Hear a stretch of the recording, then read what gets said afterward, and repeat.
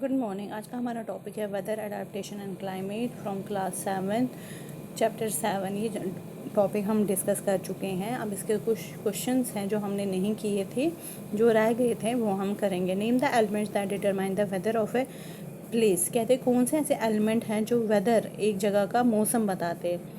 तो उसका आंसर क्या है, ये हम ऑलरेडी स्टार्टिंग में ही पढ़ चुके हैं। इसका आंसर क्या है, temperature, humidity, rainfall and wind are the element that determine the weather of a place. कहते हैं कहीं किसी भी जगह का टेम्परेचर कितना है, उसकी ह्यूमिडिटी कितनी है, बारिश कितनी हो रही है और वहाँ हवाएं कैसी चल रही हैं, ये वहाँ का क्लाइमेट बताता है। उसके बाद है when are the maximum and minimum temperatures likely to occur during the day. कहते हैं कि मैक्सिमम और मिनिमम टेम्परेचर कितना हो सकता है दिन का।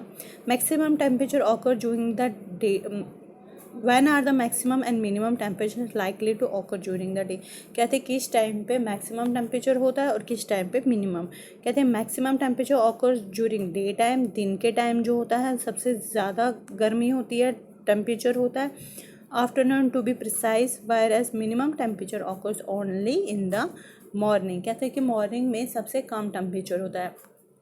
आफ्टरनून में भी क्या होता है, आफ्टरनून में भी थोड़ा सा फ़र्क पड़ जाता है टेम्परेचर में। उसके बाद है जो उसके बाद के क्वेश्चन जो हमने किए थे, explain with examples why we find animals of certain kind living in a particular climatic condition. कहते हैं हम एक्सप्लेन विथ एग्जाम्पल, कहते हैं एग्जाम्पल के साथ बताइए कौन से ऐसे एनिमल्स हैं वो एक सर्टन क्लाइमेट में, पर्टिकुलर क्लाइमेटिक कंडीशन में रहते हैं। Animals are adapted to survive in the condition in which they live. कहते हैं जो एनिमल्स हैं वो अपनी कंडीशन, जो अपना एनवायरनमेंट है वो उसमें अडेप्ट हो जाते हैं जहाँ वो रहते हैं।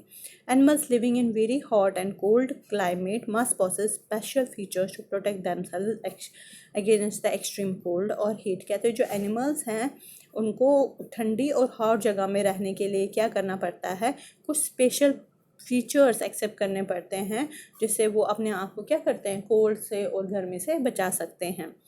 Example, polar bears have white fur so that they are not easily visible in the snow white background. It protects them from their predators. It also helps them in catching their prey.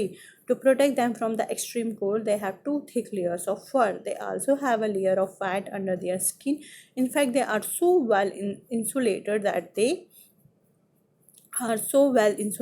they have to move slowly and often rest to avoid getting overheated. Similarly, in forest, red-eyed frog has developed sticky pads on its feet to help it climb the trees on which it lies। कहते हैं हमने यहाँ पे example किसकी दिए है, polar bear की। Polar bear के ऊपर कैसा होता है, वाइट फर, क्योंकि वो कहाँ रहता है, स्नोई जगह में, तो उसको वाइट फर होता है ऊपर से। किस लिए, ताकि वो अपने जो शिकारी हैं जो उसको मार सकते हैं उनसे बचेंगे, क्योंकि उनको दूर से दिखेगा कि ये भी बर्फ़ ही है। और दूसरा ये फर उसको क्या इस्तेमाल किस लिए भी होता है कि वो अपने शिकार को पकड़ सके, उसके शिकार को लगे कि ये बर्फ़ है तो वो आसानी से अपने शिकार कर सके।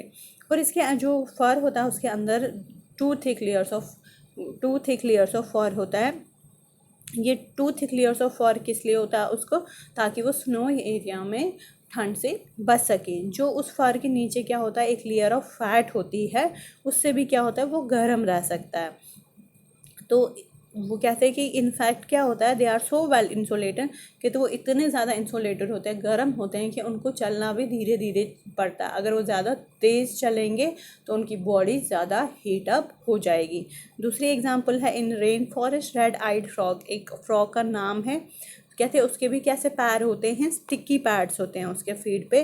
ताकि स्टिकी क्यों होते हैं, ताकि वो, आपने कभी फ्रॉग को देखा है क्लाइंब करते हुए ट्री पे, नहीं, वो पानी में होता, आगे पीछे ऐसे ग्राउंड पे घूमता, बट ट्री पे क्लाइंब नहीं कर सकता। बट जो रेड आइड फ्रॉग है वो ट्री पे क्लाइंब करता है। किस लिए, कैसे, क्योंकि उसके जो फीट्स होते हैं वो स्टिकी होते हैं, तो आराम से क्लाइंब कर सकता है। अब उसके बाद है how do elephants living in the tropical rain forest adapt themselves. कहते हैं जो एलिफेंट है ट्रॉपिकल रेन फॉरेस्ट में रहते हैं वो कैसे अपने आप को अडेप्ट करते हैं। तो उसका क्या आंसर है, it uses the trunk as nose to have strong sense of smell. वो अपनी जो ट्रंक है उसको नोज़ की तरह इस्तेमाल करते हैं ताकि उनको क्या रहे, स्ट्रॉन्ग सेंस ऑफ स्मेल, मतलब उनकी जो सूंघने की शक्ति हो वो बहुत तेज़ होती है।